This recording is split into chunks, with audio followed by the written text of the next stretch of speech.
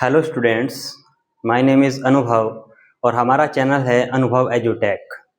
Students, आज से हम क्लास 9th फिजिक्स की एक सीरीज स्टार्ट करने जा रहे हैं और हमारा पर्पज़ है कि हम फिज़िक्स को सिर्फ इसलिए ही ना पढ़े कि हमें एग्ज़ाम पास आउट करना है, बल्कि इसलिए भी पढ़ें कि फिज़िक्स की एक वेल अंडरस्टैंडिंग हमें बन सके, अच्छे से हम उसको समझते हुए आगे अपना फाउंडेशन भी क्लियर कर सके।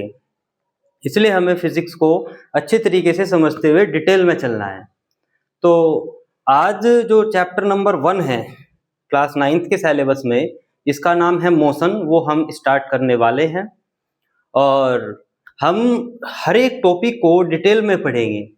डिटेल मीन्स इस तरीके से पढ़ेंगे कि हमारे स्कूल एग्जाम भी पास हों, साथ के साथ आगे आने वाले कॉम्पिटिटिव एग्जाम्स के लिए भी हमारे जो फाउंडेशन है वो अभी से क्लियर हो सके। So let's begin. Chapter name is motion.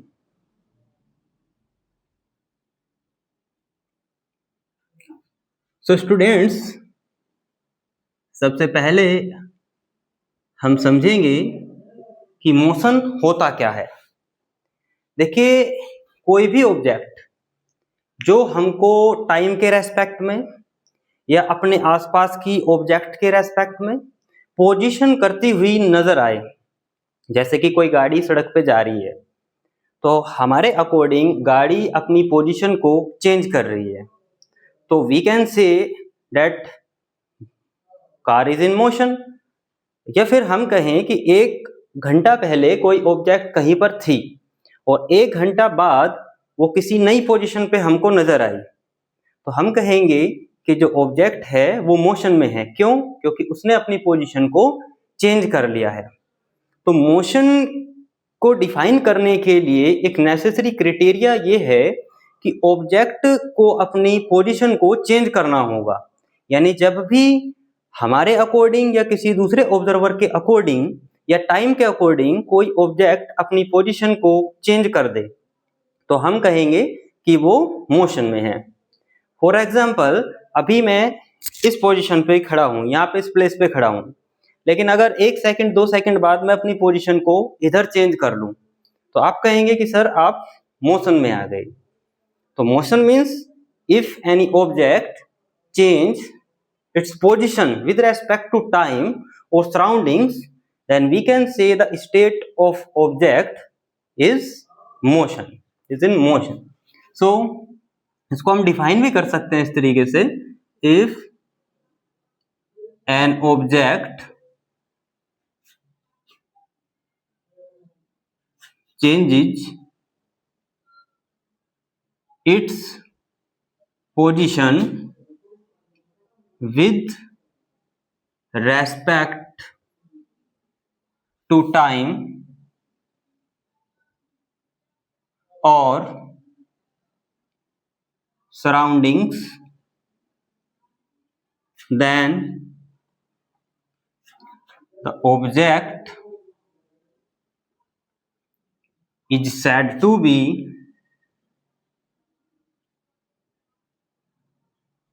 in motion, right. So इसके लिए हम चाहें तो बहुत सारे एग्जाम्पल्स भी दे सकते हैं क्लियरली। जैसे कि फर्स्ट एग्जाम्पल हम दे सकते हैं, a car is moving on road. कोई कार रोड पे चल रही है, यानी टाइम के साथ या फिर उसके सराउंडिंग के अकॉर्डिंग वो अपनी पोजीशन को चेंज कर रही है। ये हमारा फर्स्ट एग्जाम्पल हो गया। सेकंड एग्जाम्पल क्या दे सकते हैं हम, ए रनर इज रनिंग। तो रनर क्या कर रहा है? रनिंग कर रहा है। रनिंग करने का मतलब अपनी पोजीशन को चेंज कर रहा है। दैट मीन्स रनर मोशन में है। अब जैसे कि हम इंग्लिश वोकैबुलरी में, हिंदी व्याकरण में समझते आए हैं कि हर वर्ड का एक अपोजिट वर्ड होता है। इस तरीके से साइंटिफिक वे में बात करें तो मोशन का अपोजिट क्या हो जाएगा? रेस्ट। तो अब समझते हैं कि किसी भी ऑब्जेक्ट को हम रेस्ट की कंडीशन में कब कहेंगे, किन कंडीशंस में कोई ऑब्जेक्ट रेस्ट में होगी, ये अब हम समझते हैं।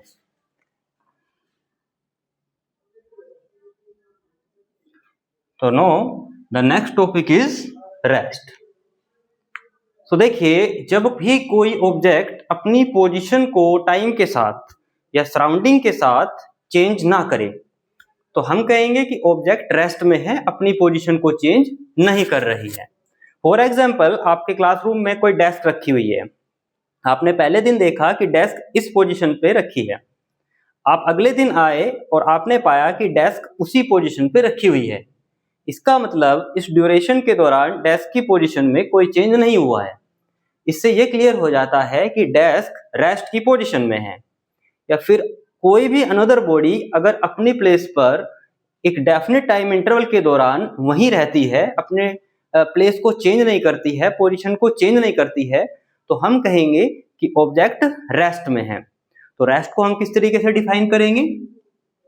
If an object does not changes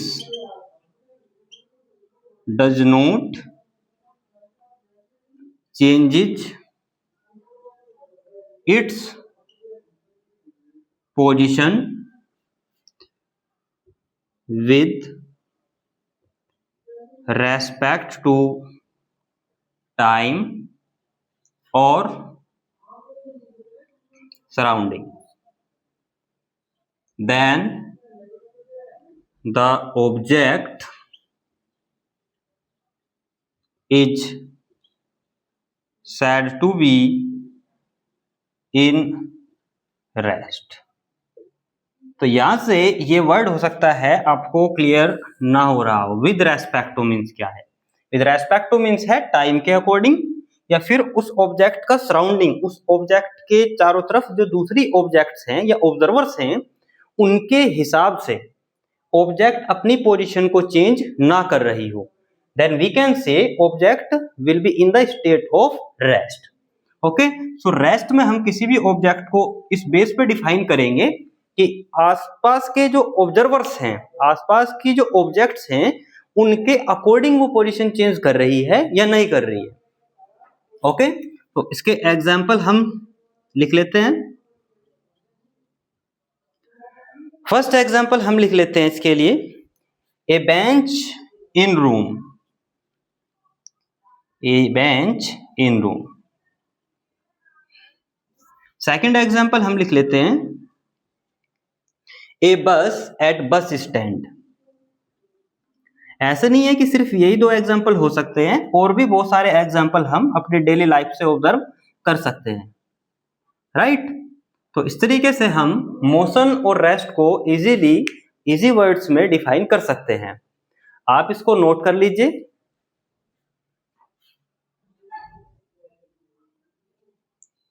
okay, तो आपने नोट कर लिया होगा। अब हम रेस्ट एंड मोशन को रिलेटिव करके समझते हैं। मैं आपके सामने एक कंडीशन रखता हूं और आप उस कंडीशन को ध्यान से समझना और मुझे बताना कि आप किस ऑब्जेक्ट को रेस्ट में कहेंगे और किस ऑब्जेक्ट को मोशन में कहेंगे। इमेजिन कीजिए कि आप एक बस में ट्रेवल कर रहे हैं, राइट? और आपके साथ और भी दूसरे पैसेंजर्स बैठे हुए हैं अपनी सीट पर, और जब आप ट्रेवल कर रहे हैं तो रास्ते से गुजरते हुए कोई सड़क किनारे एक ट्री है, उस ट्री के नीचे एक पर्सन खड़ा हुआ है, राइट? अब आप अगर ट्री को देखेंगे चलती हुई गाड़ी से तो ट्री आपको कौन सी पोजीशन में नजर आएगा, कौन सी स्टेट में नजर आएगा? क्या जवाब होगा आपका? सोचकर बताइए। तो इसका जवाब होना चाहिए मोशन, क्योंकि जब बस चल रही होगी तो चलती हुई बस के हिसाब से, चलती हुई बस के अकॉर्डिंग जो ट्री है वो बस के मोशन की अपोजिट डायरेक्शन में आपको दिखाई देगा। जैसे कि फॉर एग्जांपल ये बस होगी और यहाँ ट्री हो गया, राइट?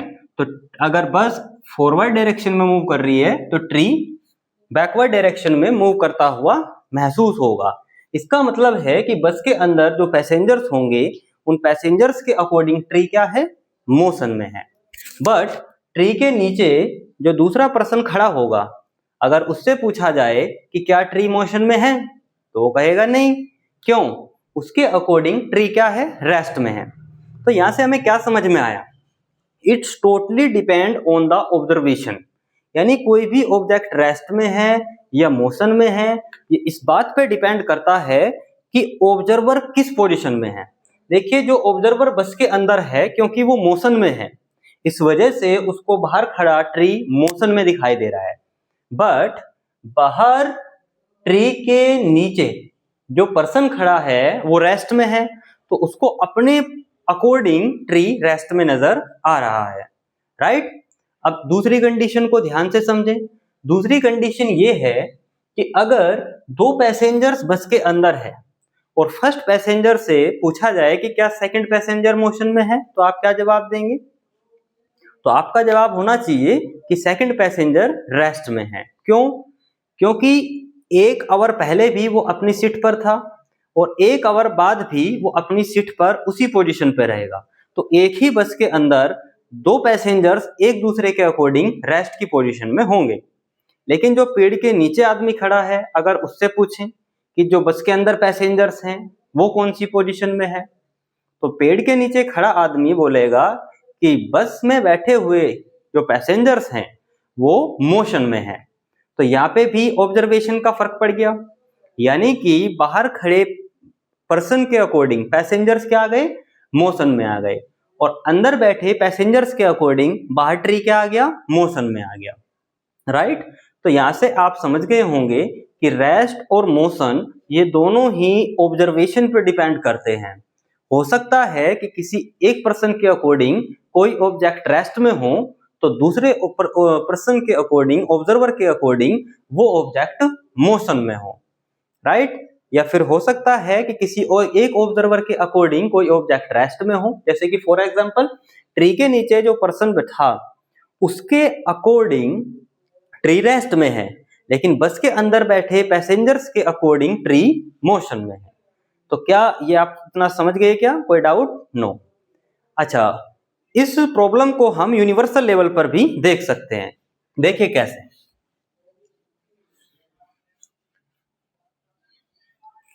देखिए आपको पता होगा कि सनसेट और सनराइज किधर होता है, तो हम लोग बोलते हैं कि सनराइज जो है वो होता है sun rises in east, right. Sun rises in east, east direction में सनराइजेज होता है, ठीक है। और सनसेट किधर होता है? West, right. क्योंकि अर्थ ह्यूज है, शेप में साइज में काफी ह्यूज है, तो हमें अर्थ रेस्ट में नजर आती है। रेस्ट में हम ऑब्जर्व करते हैं अर्थ को, और हम ऐसा ऑब्जर्व करते हैं कि सन मोशन कर रहा है, राइट। तो सन हमको ऐसा लगता है कि ईस्ट से वेस्ट की तरफ मोशन कर रहा है। तो इस प्रॉब्लम को हम बहुत ही इजीली समझ सकते हैं through the concept of rest and motion. किस तरीके से समझ सकते हैं? देखिए मैं अभी क्या बता रहा था कि जब भी कोई व्हीकल लाइक ए बस आगे की तरफ बढ़ रही है, तो उसके पास एक सड़क पे किनारे पे कोई खड़ा हुआ पेड़ है, वो बैकवर्ड डायरेक्शन में जाता हुआ दिखाई देगा, राइट। इसी तरीके से सन हमको ईस्ट से वेस्ट की तरफ घूमता हुआ जाता हुआ दिखाई दे रहा है, यानी हमको लग रहा है कि मोशन की जो डायरेक्शन है वो फ्रॉम ईस्ट टू वेस्ट है।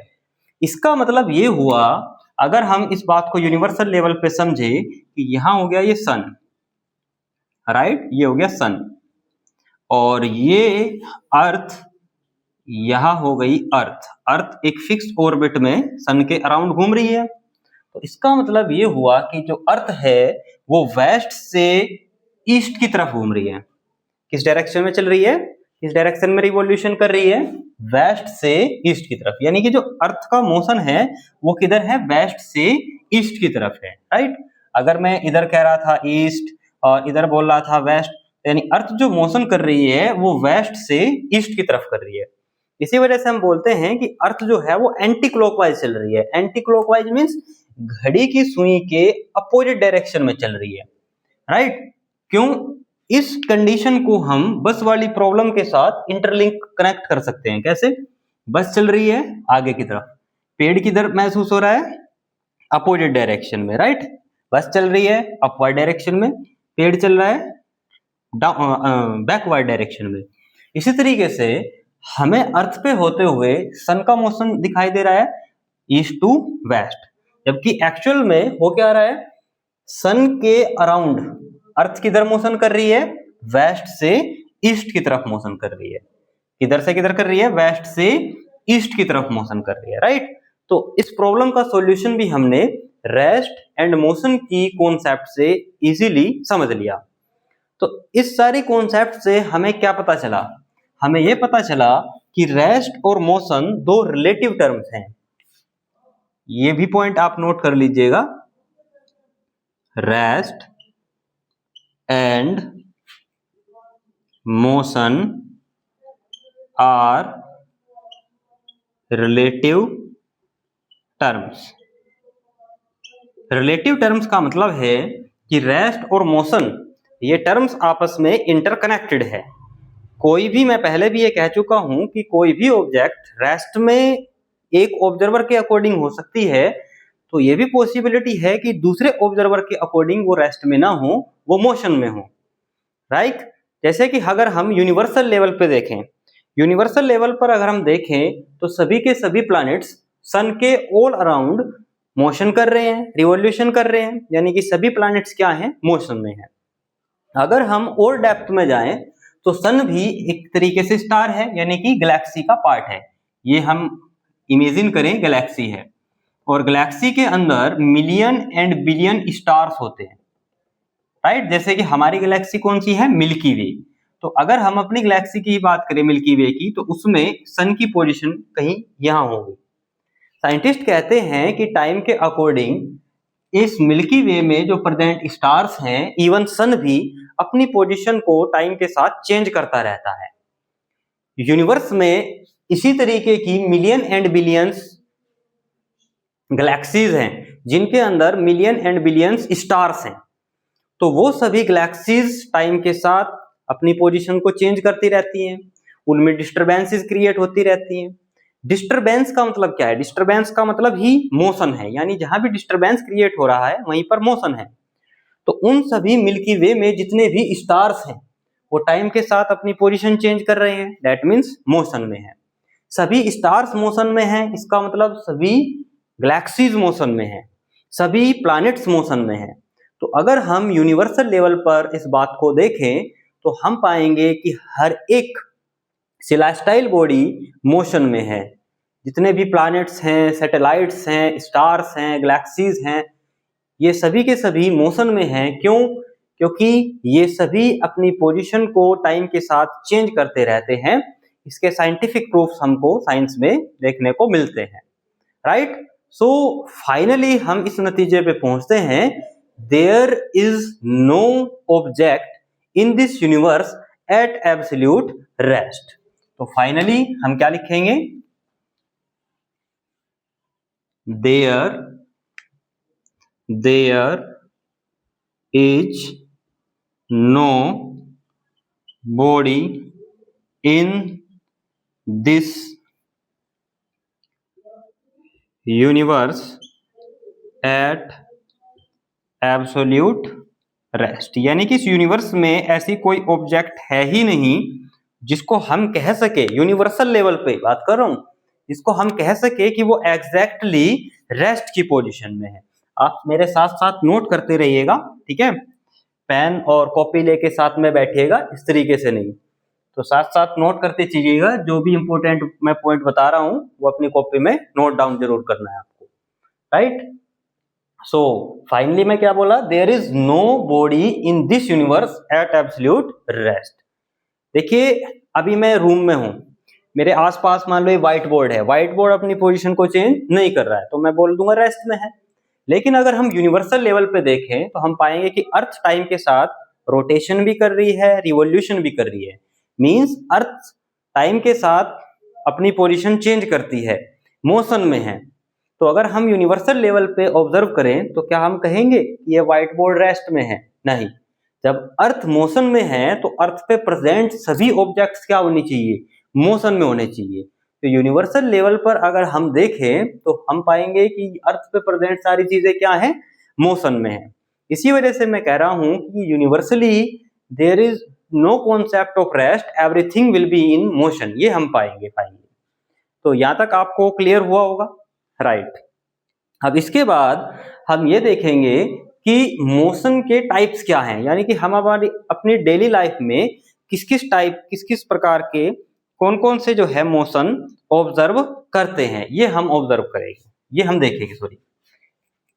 तो अगला टॉपिक हमारा होगा types of motion. Types of motion.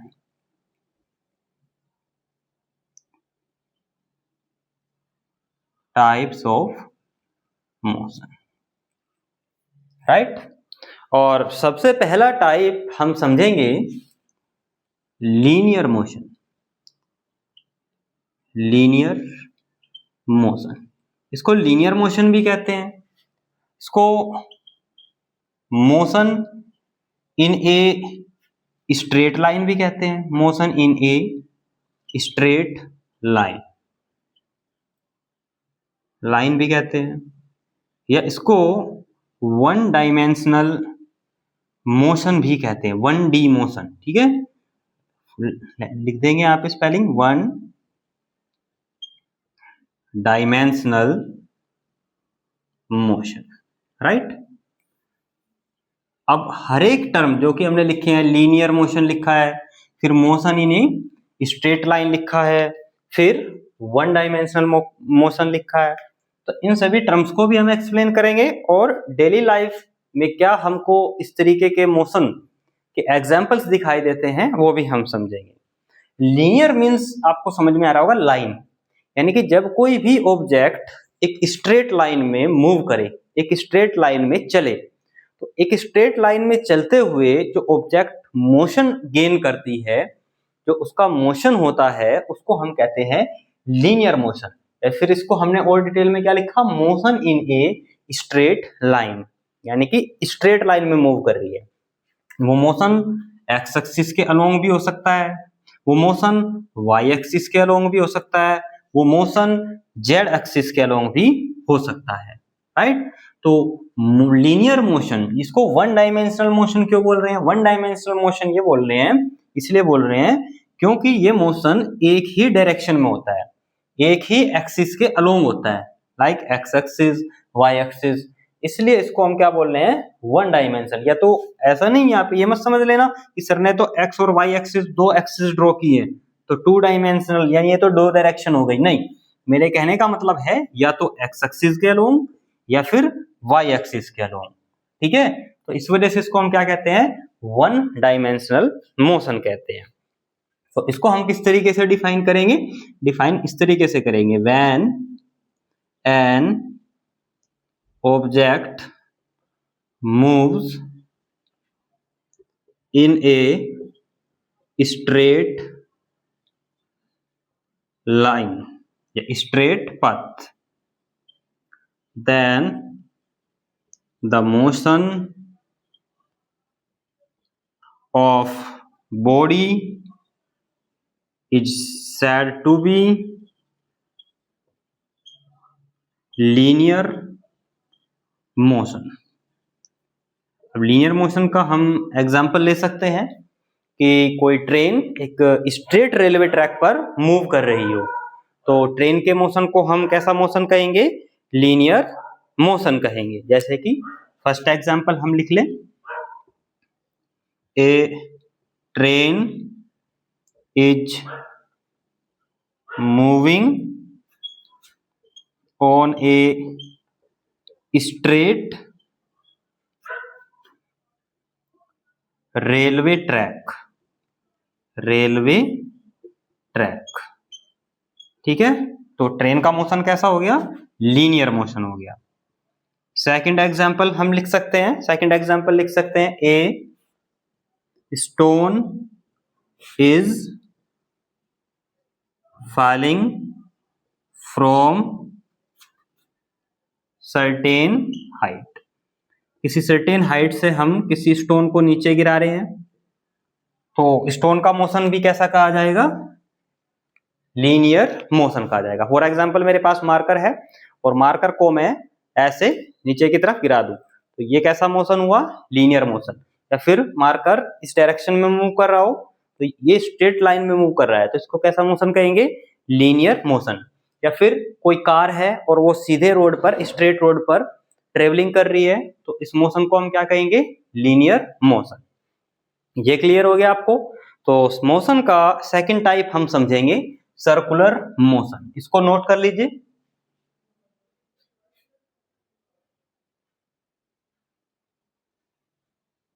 Okay, note कर लिया? चलिए,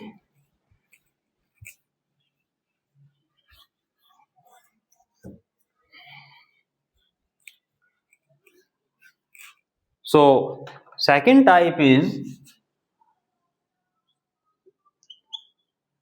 circular motion. What is circular motion?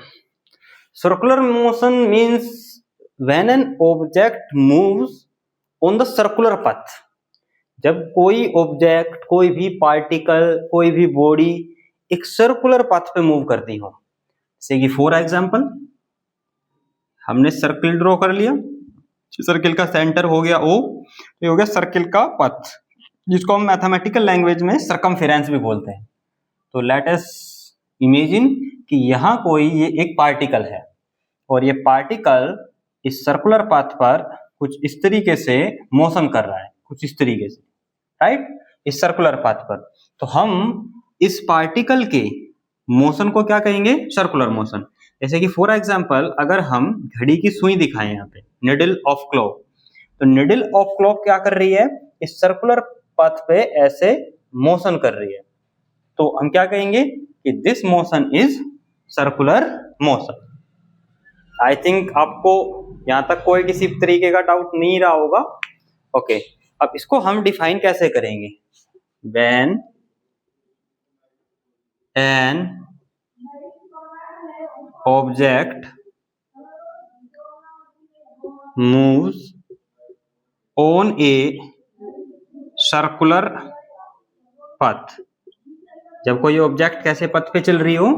एक सर्कुलर पाथ पे चलती हो, then the motion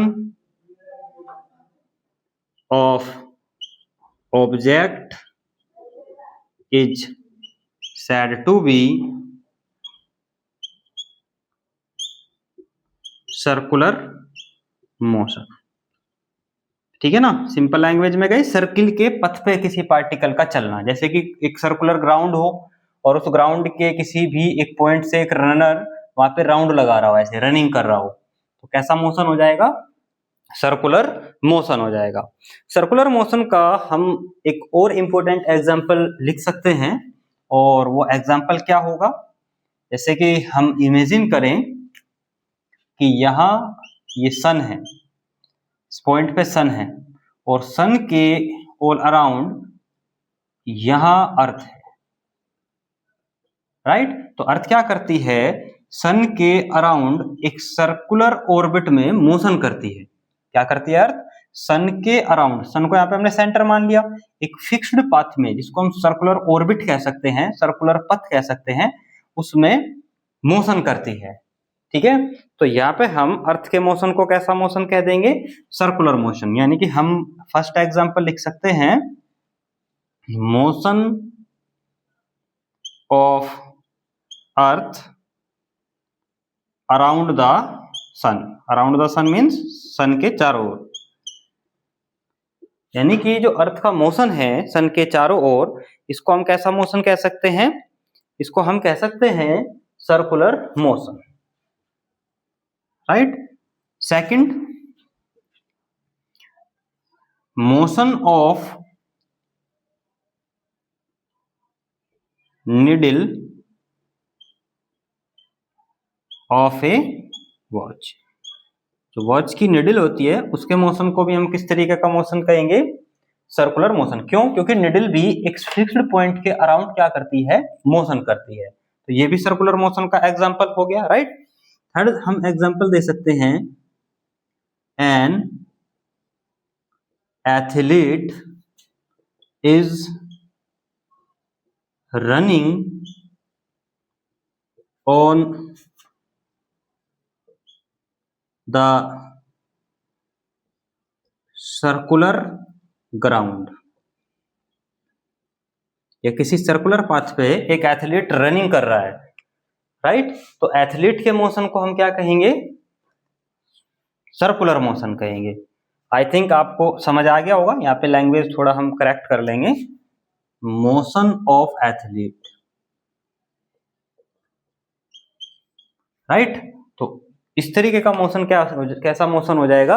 circular motion हो जाएगा, राइट? तो आज की वीडियो में हमने समझा कि रेस्ट एंड मोशन क्या है और ये एक तरीके से कनेक्टेड कैसे हैं। हम किसी भी ऑब्जेक्ट को रेस्ट एंड मोशन में किन कंडीशंस में डिफाइन कर सकते हैं, और यूनिवर्सल लेवल पर रेस्ट एंड मोशन की क्या डेफिनेशंस हैं। यूनिवर्सल लेवल पर अगर हम देखें तो रेस्ट में हमको कुछ मिलेगा ही नहीं, everything will be in motion. और उसके बाद फिर हमने मोशन के दो टाइप्स को डिस्कस किया, लीनियर मोशन विद एग्जांपल हमने उसको समझा, एंड सर्कुलर मोशन। तो उम्मीद है कि आज के टॉपिक्स आपको अच्छी तरीके से समझ में आए होंगे। मिलते हैं एक नेक्स्ट टॉपिक के साथ नेक्स्ट वीडियो में। Thank you very much.